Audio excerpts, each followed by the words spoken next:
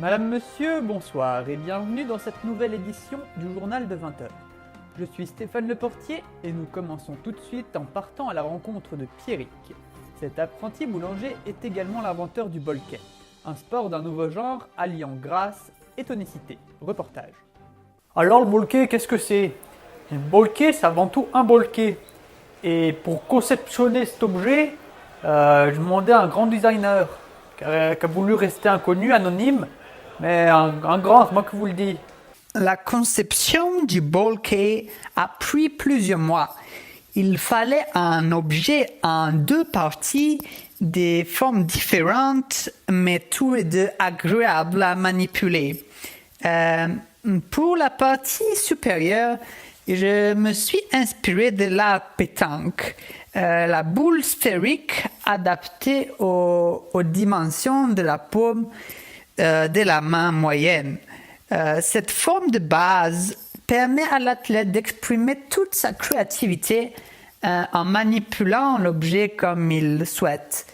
Le rapport au sensible et à l'intuition a été à la base de cet élément.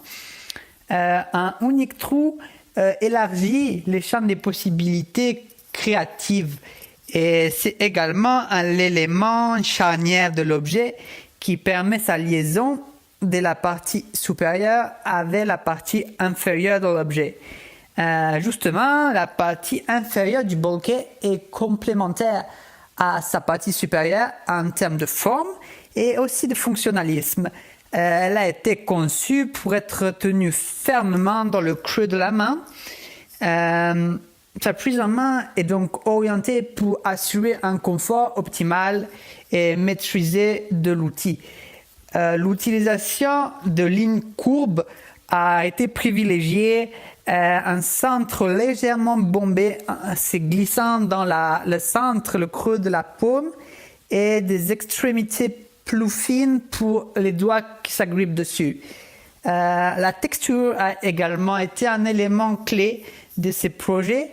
J'ai voulu à la fois en matière agrippante et permettant une totale liberté de préhension. Je crois que nous avons découvert le matériau parfait.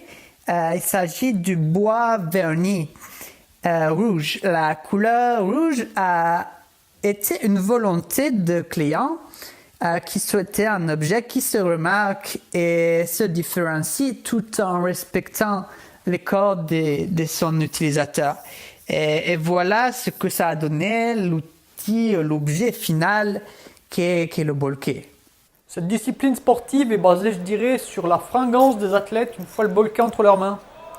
Le but est de composer un intermède bolquetique composé de différentes postures.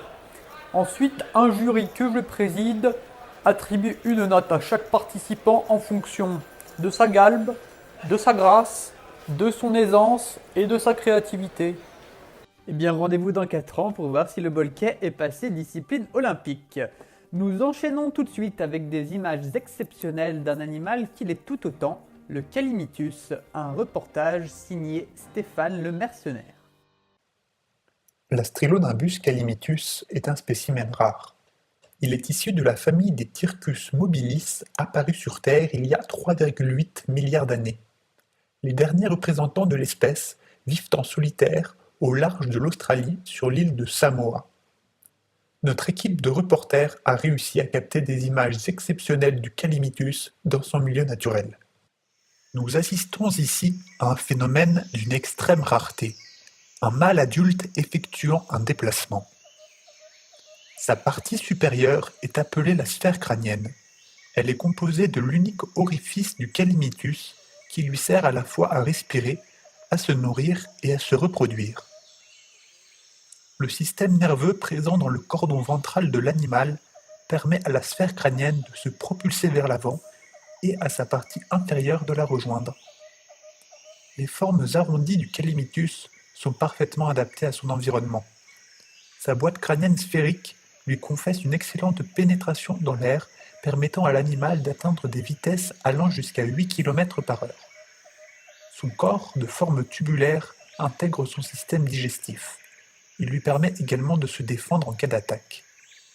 Sa partie abdominale est quant à elle une vraie merveille de miniaturisation naturelle. Cependant, la couleur rouge vif de cet animal est la principale cause à l'extinction imminente de l'espèce, située au pied de la chaîne alimentaire. Voilà encore un animal que nos enfants ne connaîtront probablement jamais. Météo tout de suite avec l'irremplaçable Stéphane Le Stratus. Il fera beau sur la majeure partie du pays, excepté peut-être quelques petits nuages au-dessus d'Aubervilliers. Merci Stéphane, nous repartons tout de suite à Paris où se déroule la 25e Biennale d'Art Complexe. Nous sommes allés à la rencontre de l'artiste Giuseppe Almeida de Bovinski qui se définit lui-même comme un modeleur d'espace interconceptuel. Reportage. Si je devais me définir en tant que créature stylistique contemporaine, je dirais que je suis avant tout une sorte de modélateur d'espace interconceptuel. Mais je crois surtout qu'un artiste comme moi se définit par son travail et sa création. Et c'est pour ça que je vais me présenter à travers mon ultime et première sculpture que je nomme Giuseppe. Giuseppe est une forme abstraite mais intrinsèquement liée au réel et est structurée en un unique bloc d'arbre dont il reprend une sorte de tronc.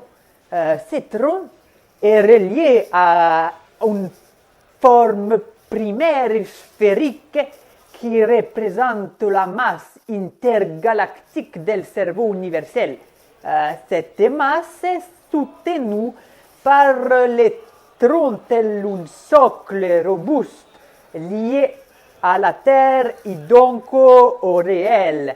Les fils qui relient les deux univers, des univers dissociés mais connectés, c'est une sorte de fil ombilical qui relie la maman à son petit pour l'alimenter l'enfant dans une sorte de souffrance rougeâtre, mais de la boule ou du tronc qui est le bambino, qui est la figure maternelle, là est tous les mystères impénétrables de mon art. Un bien bel avenir pour l'art contemporain en somme. C'est la fin de cette édition, merci à tous de nous avoir suivis. On se retrouve demain, même heure, même chaîne. Bonne soirée.